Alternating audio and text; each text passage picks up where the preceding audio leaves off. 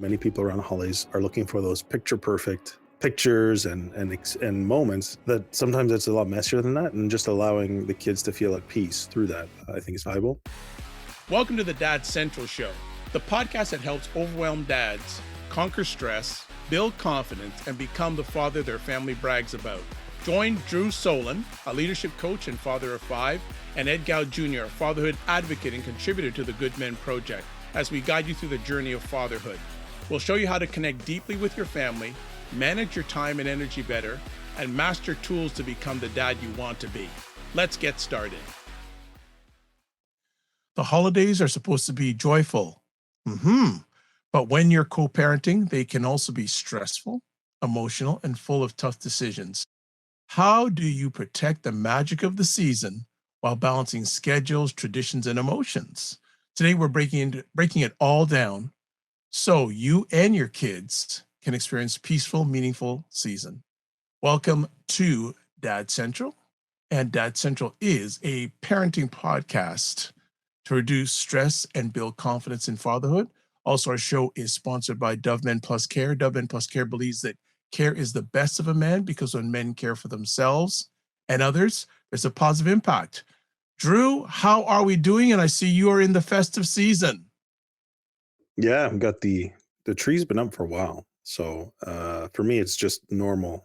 Maybe for anyone who's just seeing it, it's like, oh, you are. But festive season, wearing my Broncos hoodie as the 10-2 Broncos are getting ready for that playoff push. So yeah, it's lots of stuff going well to be excited about.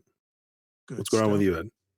you, Ed? Everything's going on. Winter has settled in. I woke up this morning to more snow, and it isn't officially winter yet as we're recording this, but it's here, it's coming. So the snow is here, and the holiday season is getting here. But want to get just your preliminary thoughts about this conversation topic, co-parenting through the holidays. Okay. Preliminary thoughts are that it can be extremely challenging. On the flip side, it doesn't have to be, and it can be handled really well. And so there's elements where maybe I'll speak from my lived experience. We'll talk about some of the best practices or what's really important. And ultimately, the goal here is that helping dads or parents, I guess, who are listening, to manage the holidays, which in themselves could be stressful, but to manage them in in a separation or a divorce dynamic in ways that are going to be focused on your children and what their needs are, because that's truly at this stage what matters most, and it's not always easy. So there's some of my thoughts. What about you, Ed? Yeah, I'll just want to add on before we get into our first segment that holidays intensify emotions. And it's one of those times of year that things can get very intense. And also, but we want to talk about framing our conversation around child-focused decisions during the holiday season. Well, actually, all year round, but especially during the holiday season. So as we go into our first segment, Drew, let's talk about understanding holiday stressors in co-parenting. Well, holiday stressors in general can be challenging for non co-parenting situations, right? The reality is there are usually schedules that you have to navigate. It could be part of a regular schedule. It could be part of a separation agreement or a court order. It could just be the fact that two parents with two different households need to find ways to work through that together if they don't have something on paper. And so that in itself creates stress. Often there could be travel involved. There's extended families. Sometimes there's multiple extended families as a result of family breakdown and repartnering. There's also blending traditions, what one family may have done versus now as a new blended family, or as a loss of certain traditions because it was part of the original family unit. There's expectations that children have. There's the demands. I could probably keep going, but as you can tell, it starts to add up over time. And so those are, I think, very real challenges with, when you have a co-parenting dynamic around the holidays, because um, there's a lot of things pulling at you. Yeah, I think really at all times, but even especially during the holiday season, because the stress can intensify, proactive communication is really key, especially if they're a co-parenting space. It always is important to have proactive communication, but also during this time of holiday season, schedules are even changing more. And kids are off for a certain period of time. You may not be off the same amount of time. Your partner may be off a different time. Get the proactive and get that going from now until and before it's too late, and it can cause increased tension, confusion, unmet expectations. The proactive communication is even more important during this time of year. So that's what I would add on to that, that the proactive communication during the holiday season is really important. Like, we're recording this now at the beginning of December. Yeah, the communication should already be starting. Just a thought. Yeah, and the reason being proactive is so important is because tension during the holidays, children always pick up, or tension in general, conflict in general, the children pick up on it, so that affects them. In fact, depending on how severe or significant it is, there's actually something in the it's called the DSM-5, which is essentially the mental health disorders like book for medical professionals. It's called Child Affected by Parental Relationship Distress. It's an actual diagnosable condition, and children ultimately experience sometimes physical, oftentimes many emotional related effects when there is amped up or increased tension, especially when it's over long periods of time. So when we go back to this idea of making the decisions child focused, and this is the greatest, from my perspective, the greatest challenge in family breakdown is suspending or putting aside our own emotions or feelings, which may be extremely valid, to be able to help make decisions and behave in ways that are focused on supporting your children's best health. And so this is the greatest challenge from my perspective, and both from lived as well as what I think the research would say. So children experience the holiday stress, so that's to me the most important reason why you want to be proactive, as Ed said. But let's transition to the next, I guess, talking point. Yeah, we want to talk about creating a child-centered holiday plan. What are your thoughts? Yeah, my thoughts are that this is quite hard, even though I think it's important. Practically, it starts by getting ahead of things. And as Ed said, communicating. And so that means if you have now it becomes a lot easier if you have a dictated schedule. And so that's how it is in my separation agreement. We know who's going where when, and there's really no debate. And we know that it basically alternates year after year. So it may not be your ideal this year, but guess what? Next year it switches for you. That's our situation. If you don't have that, then this is where it's important that you create that and you work together with your partner. Now, and I think it should be focused on, the children, and that's going to work together. I'm going to take a little bit of an aside and so we, as a family, we just watched The Santa Claus, way back now. It's like from 1994, Tim Allen. And Tim's a divorced dad who his son comes to his house on Christmas Eve, spends the night. There's a funny scene where the son basically, when he's about to be dropped off and his mom's about to leave, come pick me up early, as if to say, Dad's it's not gonna be a great experience. But anyways, I digress. The point being is that they navigated that based on supporting the child, but also the dynamic between those two parents at the time. And so I think you need to know and understand what the children are looking for.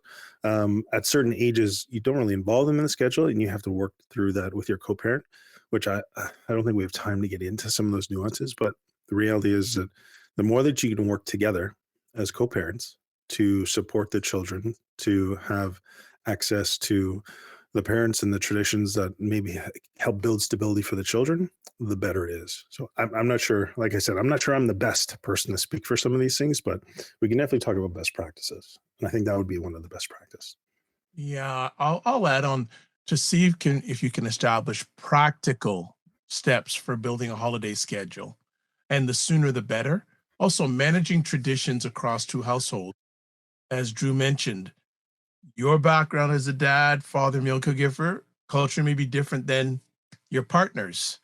So again, managing those expectations, managing maybe even cultural expectations, managing just the expectations, period, around Christmas time when sometimes you and your partner may be coming from two different lanes on the highway and working together to provide practical steps during the holiday season. Again, the kids are usually have at least a weekend, at least week and a half to 2 weeks off, scheduling around their time because it's their time. It's child centered. So we start from the child and work outward. And then being flexible and being empathetic. Always important in a parenting relationship, empathy, flexibility. And as Drew had mentioned, he's given some examples on how to manage. And hey, we're not the experts here. We're just throwing some things out that have worked with either ourselves or fathers we've worked with. But again, those things, child centered, work from child centered outward in regards to making a good schedule that works as much as possible for everyone involved. Anyone you want to add? Anything you want to add to that, Drew? Yeah. So for those tips for discussing it, listen, label any underlying emotions, and empathize is a simple sort of approach. Also, working on your communication skills to be able to say, it sounds like this is important to you, and I can understand that. However, the children may have communicated and keeping things this way. This one's really, really hard, I'd say. It's hard for a co-parent, so I would just encourage you to give yourself grace, as Ed likes to say. If I were to give myself advice going through this, well, way back when it was highly conflictual for me, uh, I would I would advise myself to not fight so hard and to simply just let go of some of the um, insistence on really what the children were communicating, uh, in order to reduce the amount of tension or conflict, as well as just to reduce the amount of upsetness that I created. I could say I didn't create for myself, but the reality is this person's not that I was dealing with was not going to change and was going to create conflict no matter what. So it would have been easier on myself. So I guess that's how I can offer it here is that, you know, focus on really what's better for the kids, which we've said repeatedly. So I won't say it anymore. No problem. And our final segment, strengthening your relationship with your kids. And this is a great time to strengthen that relationship with your kids. Drew, any thoughts? Yeah.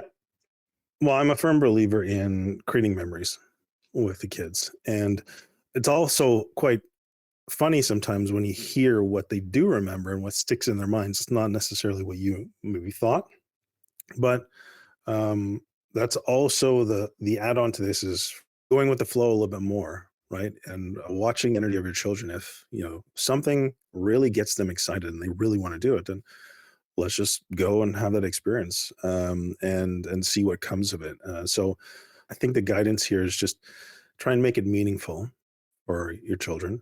Don't worry about it being perfect. I know many people, or at least I'm learning that many people around the holidays are looking for those picture perfect Carlton or Hallmark card pictures and moments. That sometimes it's a lot messier than that, and just allowing the kids to feel at peace through that, I think, is valuable. Uh, if you can, creating rituals that travel across the two households could be very valuable and powerful for the children so that there's the least amount of disruption and change for them. So it can be an anchoring point for them that while our family unit may not be the way it was, at least we can still have these traditions that uh, hold meaning for us. And then they get to experience it together or working together with your co-parent to facilitate a way for that to happen, I think is important. And then, of course, ultimately, being as intentional as possible about creating true connection throughout the holidays, as opposed to obligation or overscheduling or being pushed to the limit that creates, meltdowns or lack of sleep or lack of healthy diet that all affect our children's ability to stay regulated during the holidays. So be proactive in that perspective and intentional in ways to build the healthiest connection possible. I think are really important as far as through the holiday season. I mean, they're important all the time, but especially so during sometimes the pressure and intensity, and of course the challenge of holidays when you're co-parenting. Absolutely. Absolutely. So, As we wind down this episode, we covered three things: understanding holiday stressors and co parenting. Then we talked about creating a child centered holiday plan. And then finally, strengthening your relationship with your kids. A few takeaways. Just want to make suggestions out there. Plan early, communicate early, and put your child's needs at the center of every decision. Then staying flexible and respectful reduces holiday conflict and improves everyone's experience. And then you can create meaningful holiday connections in both households without competing. So I just want to, before we close out, say that reaffirm the focus on your child's well being, reminder that cooperation, however imperfect, builds stronger family stability. And finally, we're going to leave it to Drew to give a resource for our listeners and family here. Yeah, we'll provide our full-time dad, part-time kids. It's a guide for fathers who are either separated or divorced. There'll be a link in the show notes, and we look forward to seeing you download that and grab the great wisdom that John Hoffman put into that booklet. All right, that's fantastic. So, as always, I want to thank you for giving the most important thing, your time, to listen or watch the Dad Central show. As always, don't just manage your time, manage your energy. Remember to give yourself grace and take care, and we'll see you soon. Be well.